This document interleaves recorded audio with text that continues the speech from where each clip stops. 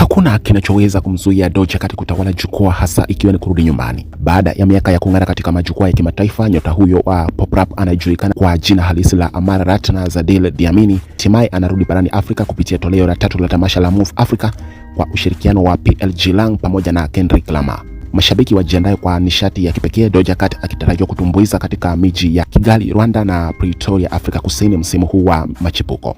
Atakuwa kinara wa tamasha katika ukumbi wa BK Arena tarehe 17 Machi kabla ya kuwasha moto katika Sunbet Arena tarehe 20 Machi. Akizungumzia ujio huo, mwimbaji wa wimbo wa Attention amesema safari yake kutoka mizizi ya Afrika Kusini hadi jukwaa la dunia ni zaidi ya muziki.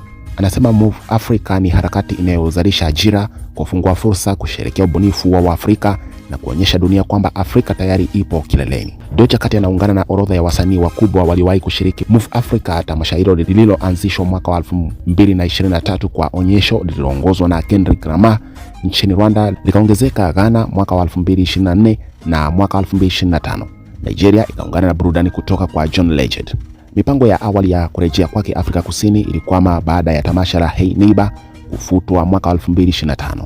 Hata hivyo, safari hii ya mshindi huyo wa Grammy atapata nafasi ya kuungana tena na ardhi yake ya asili. Ziara hii inakuja katikati ya tour yake kubwa ya Tour Mavi baada ya kuanza New Zealand Novemba mwaka jana. Doja Cat alizunguka Australia na Asia na hivi karibuni alianza hatua ya Amerika Kusini huko Sao Paulo huko Brazil.